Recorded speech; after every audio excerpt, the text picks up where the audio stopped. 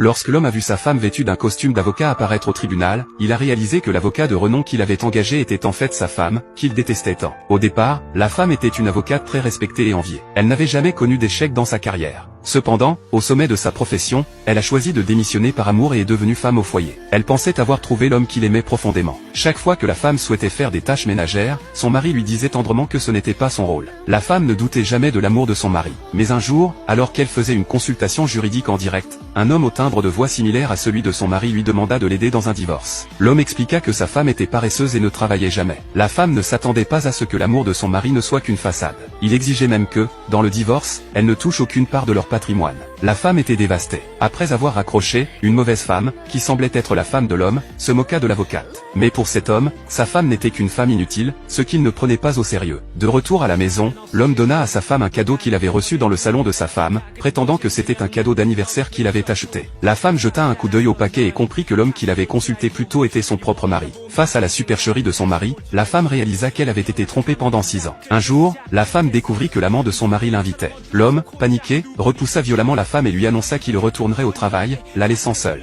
La femme décida alors de se venger et accepta de l'aider dans son procès. L'homme, très enthousiaste, paya des honoraires élevés, puis ramena son amante chez lui. La jeune femme ne s'en souciait pas. L'homme pensait que la femme agissait ainsi pour le rendre coupable et l'humilia en lui disant qu'il avait trouvé une meilleure personne. Ce jour-là, l'homme demanda à la femme de signer un accord de divorce, sinon il la poursuivrait en justice dans 3 jours. Il expliqua qu'il avait engagé l'avocat le plus talentueux, se moquant d'elle en lui disant qu'elle n'aurait nulle part où aller. La femme répondit qu'elle gagnerait. Ce jour-là, la femme retourna au travail et caressa ses honneurs, se souvenant de ses gloires passées. Ses amis étaient heureux de son retour. C'est alors que l'homme arriva, se moquant d'elle en lui disant qu'elle était probablement trop désespérée pour se payer un avocat. Il l'humilia encore, lui proposant 20 000 € si elle acceptait le divorce. La femme, indifférente, lui lança sa carte bancaire. L'homme, furieux, partit. De son côté, l'homme préparait les affaires de la femme, lui disant qu'elle devait quitter la maison. La femme rétorqua que c'était sa maison et qu'elle ne partirait pas. L'homme se moqua de son incapacité à gagner sans argent ni ressources. La femme répondit qu'elle lui réserverait une surprise le lendemain. Elle se changea, et dès qu'elle arriva à la porte, l'homme la ridiculisa, lui disant qu'elle n'avait aucune chance. Le juge demanda alors où était l'avocat de l'homme.